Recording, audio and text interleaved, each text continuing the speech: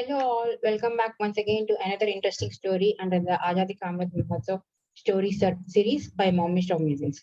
Today I'm going to take you to the beautiful kingdom, Tripura. We had already heard about the Manikya kings who have ruled Tripura kingdom for more than 500 years, right? So this time I'm going to introduce you to the modern architect from Manikya dynasty who has sown the seeds or paved the way for Tripura to be what it is today. He is none other Maharaja Bir Chandra Manikya from 18th century. He is he has ascended the throne of Manikya dynasty as the 181st king. And as soon as he ascended the throne, he started bringing so many changes in his kingdom, administrative process, on the cultural field, on the literature field. You pick up a field, there will be some or other changes that Maharaja Bir Chandra Manikya has got in. And that is the reason why he's also called as the modern architect of Tripura. Maharaj Bir Chandra Manikya actually loves to travel a lot. So he has traveled a lot to European countries and America as well at that point of time itself. So he's seen how situations are there in different countries, and he felt that in case if Tripura has to make a name for itself in the future for the entire India country as such, then the natives of Tripura should be able to speak and write in English apart from their own mother tongue. So that is the reason why he has set up the first school of government high school for both boys and girls separately. The first government high school which has been set up by Maharaja Bir Chandra Manikya in Agartala is called as Agartala Government High School, which still exists, but another new name called Umakanta School of Agarwal. And the girls' school still exists with the same name, which is Maharani Tulsi Bati Government Girls' School. After giving priority to education and enforcing that all the kids will get a seat in the schools and will start learning English. He started thinking about the other reforms that he can get it in the system of Tripura, and that is a time when Jamaitia uprising has happened, which was revolt by the Jamaitia tribals against a king. But he's not like any other typical king who has seen that as a chance to suppress the Jamaitia tribals. But he understood the real reason for this uprising. He understood that the uprising is not against a king, nor Britishers. It's against the local feudal lords who are suppressing the Jamaitan tribes for their own selfish reasons, whatever that may be. He understood the real reasons behind this uprising. So that is the reason why he has made tremendous changes in the administrative side. Like he's established the first police station in Agartala, and he has set up a police system which will be responsible for catching the criminals or catching the people who has made a mistake.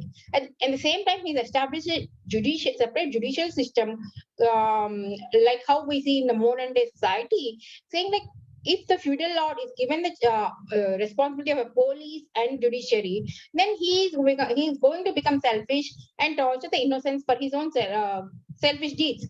So instead of that, he separated police and judicial into two separate departments, and both these departments report to the highest legislature, which is being governed by the again once again the royal family as well as other people. So that way, it eliminates the centralized power wherein one person becomes a wholesale controller for everybody, and he can take steer the government from good to bad or bad to good based on his willingness, right?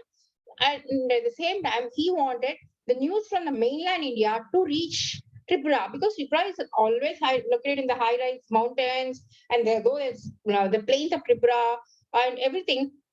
He felt the need for information passage, the in a quicker way. So that's the reason why he's established the postal department in Tripura, and he started communicating. Getting newspapers from mainland India, communicating with India, mainland of India, Bengal, and other parts of India at that point of time. And that is the time when typically all the hill stations used to get plagued with cholera, smallpox, malaria, and these kind of diseases. So he understood the need for health of the importance of the health of the common people. So that is the reason why he established the first government health center in Agartala, and he started distributing cholera vaccines, smallpox vaccines, malarial vaccines, as and when they started becoming available at free of cost. So he's taking care of all the public amenities which are required for a common man, for a happy living. And he's also providing the good drinking water and other public distribution systems and everything. He's made the initial steps for urbanizing Agartala, and whatever the capital city which we see as of today was being paved, constructed in his as per his dreams. He's introduced the budget system with the Agartala municipality, which he was established for the first time, and said, if this is the revenue of Agartala city as of now, this is the expenses that we need to incur to make it better for the future living. He started laying down the conditions as to how the road should be built, where the public distribution systems should be there, where the government health care should be there, and how water and all the stuff he was talking and started working towards all those things. Not only that, my dear friends, he's also looked at the different evils that are taking in the society at that point of time. The first and foremost act which he's done is banning completely the sati system. In fact, he told that none of his queens going forward, even in the future generation, should follow sati. Before him, even the Manikya dynasty queens used to follow the sati system, but that have been stopped after he banned sati, and he stopped. He asked everybody to stop practicing sati, and he also abolished the slavery system, because of which only the Jamaica uprising has started. He said all people are equal, and we need to treat everybody in the equal manner, and every person who is born in this society deserves equal respect. And that is the reason why he's even abolished the caste system much before to what the entire Indian subcontinent has done it. And he's also promoted gender equality, saying like encouraging women to come and occupy the public posts, women to voice their opinions in the public forums and stuff like that. So this is what the dream society which any politician can think of, right? All the evils have been abolished. People are getting good facilities, right from the judicial system, healthcare system, police system, everything. And not only that, my dear friends, he's also known as the Vikramaditya of modern age. You know why? He is a big pattern of literature, art, culture. And in fact, there are 9 different experts at any given point of time who were residing in his court and contributing to different fields of literature, art, music, culture, and everything. And you remember that the King Vikramaditya, who had that Ashtadiggajas, what they say, like 8 different experts in different fields of literature, art, and music, dance, were there? Similar to that. That is the reason why the Maharaja Bir Chandra Manikya is also called as the Vikramaditya of modern age. Rabindranath, he had a very close ties with Rabindranath Tagore, and he encouraged Rabindranath Tagore's works, and he published most of them from his own money. And in fact, if you all know, Jadu Bhatta is a famous Bengali poet who has initially composed a tune for Vande Mataram song. And Maharaj Bir Chandra Manikya has actually encouraged Jadu Bhatta and gave him the title saying Tanraj, that his musical notes are so excellent.